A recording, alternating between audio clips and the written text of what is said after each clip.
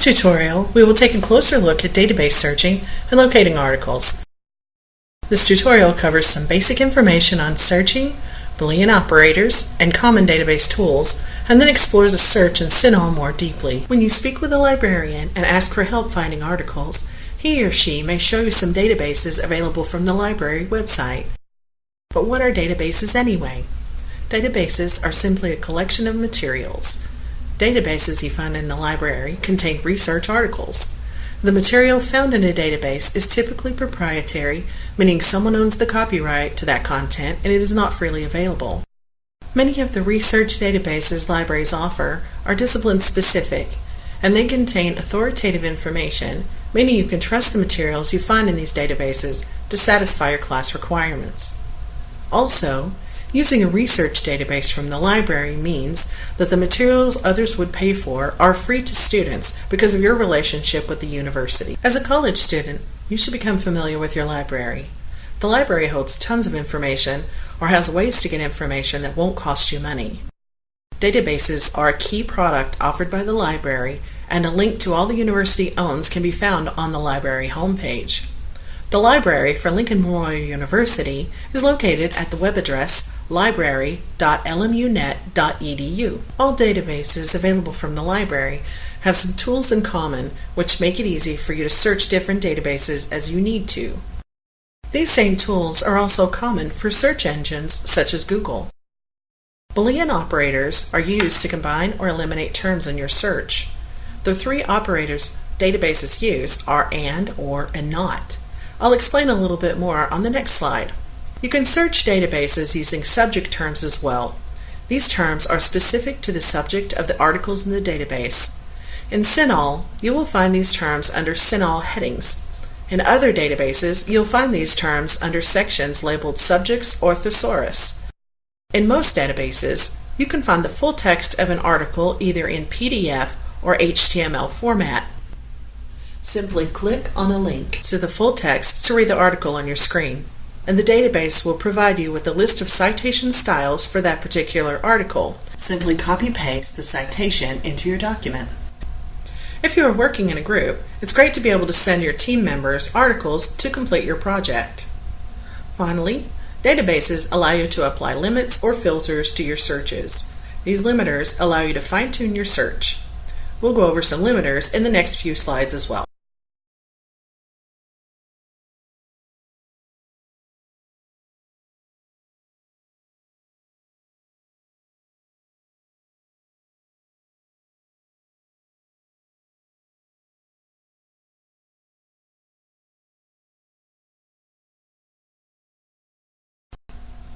On this slide, you see a bit more information about the Boolean operators AND, OR, and NOT. These terms are building blocks, and they tell the database what to look for or what to overlook. The Boolean operator AND combines terms so that each item returned contains both of those words in it. The operator OR expands your search and will return items with one or the other term or even both terms. For example, if you're looking at articles on autism, you may also want to see an article on Asperger's syndrome. By searching for autism or Asperger's, you will see a lot more articles than just searching for one or the other. The final Boolean operator you might use when searching is NOT. This term eliminates the words after it. For example, if you searched for autism and in your search you found a number of articles about attention deficit disorder, you could type in a search for autism, not attention deficit disorder, and the results would eliminate any articles with ADD in them. You want to be very careful using NOT because sometimes you can eliminate some critical articles that talk about your area of interest as well as something else. I mentioned that these tools can also be used in search engines such as Google. AND is assumed by all search engines, so every time you search for something in Google, it is combining all the terms you type. You can simply type the word OR into a Google search to retrieve more results. If you use NOT, indicate this with a minus symbol right before the term you do not want to include in your search. A big difference between databases and search engines is that you can control what field you search inside a database, but you cannot do that with search engines. Most of us conduct keyword searches all the time. All you have to do is type in a term or phrase and hit search or go. This is a keyword search. because you have not defined where you want the database to search for the term you typed. There are many advantages to this method. Keyword searching searches all available fields, so it's like casting a wide net because your terms can appear anywhere. If an author typed in the word autism to compare it to ADD, for example, but the article is about ADD, you might still get that article because you conducted a keyword search. Subject searching always allows you to search in the subject or descriptor field. When you search for the subject of an item, someone has assigned terms to that article to describe what it is about. Searching in this field means you are looking at very specific information. In CINAHL, PubMed, and other medical databases, there are medical subject headings, also called MESH terms. The advantage to searching in a subject field is that you will be using a predefined, controlled vocabulary, so your chances of getting relevant articles is greatly enhanced. Subject searching is a type of field searching because you tell the database to look in one spot or field. You can also do field searching for the author field, the title field, the journal title field, and so forth. Typically, you would search for known information in a field. If I know the name of an author I'm interested in, I can type in the author's name and only search the author field.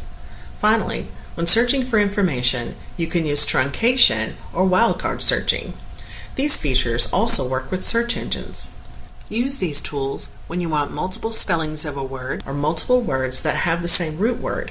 For example, searching for the truncated word vaccine will get results for the terms vaccine, vaccinate, vaccination, and so forth.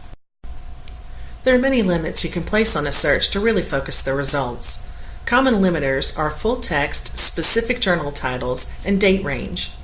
In CINAHL, some of the limiters you'll want to be aware of include age groups, special interest, first author is a nurse, and journal subset. Age groups include specific age ranges such as 1 to 2 years old, 65 and older, as well as newborns, infants, toddlers, teenagers, older adults, and so forth. Some assignments require you to find an article where the first author or any author is a nurse. CINAHL contains a limiter for exactly that need. Another CINAHL limiter is the journal subset, which is a regional division. In some assignments, you'll be restricted to journals in the United States. In this case, you can use the limiter journal subset and select USA. From this slide forward, we will look specifically at CINAHL, the comprehensive index to nursing and allied health literature. The next few slides consist of a semi-guided tour of different features of CINAHL. To access CINAHL, go to the library website and click on the Databases button. The example I use in this tutorial is the shingles vaccine. There's a lot going on in this first slide, but I'm conducting a keyword search for shingles vaccinations. At the top of this slide is an image with search boxes. In the top box, I've typed the truncated form of vaccination. The asterisk stands in place of alternative endings. In the second box, I typed the term shingles. Notice the Boolean operator AND to the left of the word shingles. All I've done here is type in two terms in separate boxes and hit search. Follow the large blue arrow down to see the first result on my list, entitled Vaccinating Against Shingles. To the left of the title, notice the number 27 results. This tells me that my search for vaccination and shingles returned 27 hits. If you click on the title of this record, you will get more information. On this slide, I've clicked on the title of the item I want to look at. In the middle is the full record of information about this item. Here you can see the different fields we could search in, such as author, source, publication type, language, and so on. To the left, notice the box that has Find It At. I'll talk more about this icon a little later in the tutorial, but for now, just know it is one way to access the full text article. On the right of the slide, notice small icons with words beside them. The fifth icon down is where you will find the Cite feature I mentioned earlier. If you click that icon, you'll get a list of reference citations in different formats. If you are specifically looking for an APA citation, it will be the second one in the list. On this slide, I'll show you how to find subject or mesh terms to use in your search. Think back to the previous slide where it showed that my search returned 27 items. I would think that there would be a lot more information on the shingles vaccine, so I'm going to check the subject terms to see if there's a better word to use in my search. At the top of the CINAHL page is a blue bar with tabs. I'm going to click on the CINAHL Headings tab to search for the subject terms. Once I click on that tab, I see a search box. I've typed the word vaccinations because I want to see if there's a better term for that word. Once I typed it in, I click search. And I was informed that the preferred term for vaccinations is actually immunization. If I search the CINAHL headings for immunization, I get a list of different types of immunizations and a lot of choices on different aspects of that term. The lower image on this slide is my refreshed list for immunizations. On this screen, I can click on the term itself and get a scope note as to how this term is used in the database. There are also subheadings for the subject terms. You can choose subheadings if you wish. Just place the check marks in the box beside the subheading of interest. Then click Search Database on the right and you'll get a new result list. Limiters or filters help focus your search to be very specific. For nursing research, you may want to limit your search results to specific age groups or first author is a nurse or a journal subset such as USA. On the front page of CINAHL, you will see 3 search boxes as shown in the top middle image on this slide. Scrolling down just a bit will show you a variety of limiters that you can apply to the search. While you can set these limits at the beginning, you can always add them later. The difference is that once you've conducted a search, the limiters are accessed on the left menu of the results page. Notice on the lower right-hand image a few of the limits available in CINAHL. Searching with a specific date range helps you view the most recent information. Peer-reviewed items are considered scholarly and authoritative. For college papers, this is a critical limiter you may choose to utilize. In CINAHL, you can also assure that the article retrieved have at least one nurse as an author. In some cases, you may want the first author to be a nurse. In other cases, any author can be a nurse. This limiter helps to ensure that the material is focused on nursing. This slide shows you different icons that you will see within CINAHL. Any of these icons may get you to the full text of an article. I'll explain these in order. The top icon, which says Full Text, tells you that the full article is available to view.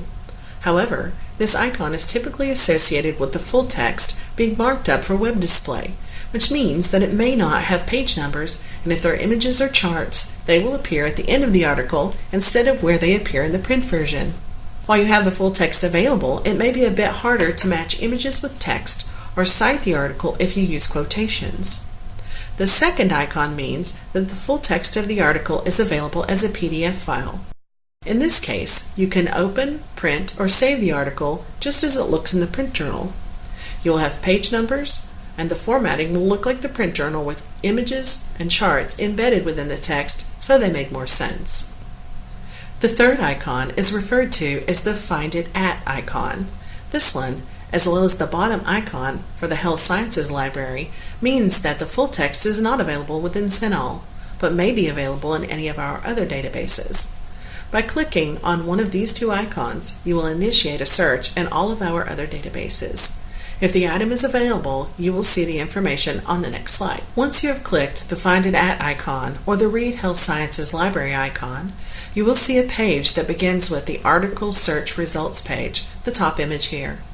This is simply the information that is being searched and includes the article title, author, journal name, volume, issue, and page numbers.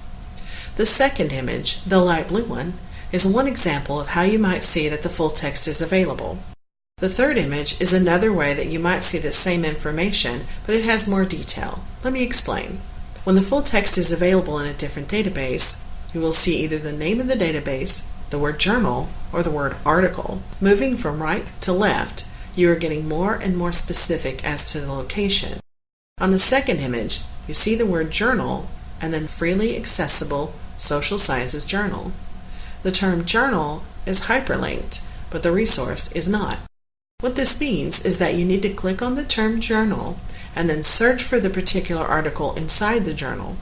If you get this level of information, use the search criteria in the top image to conduct your search. On the bottom image, what we see is that the article is available from 4 different resources: PubMed Central, JSTOR, or the freely accessible science journals, or from the publisher via Crossref.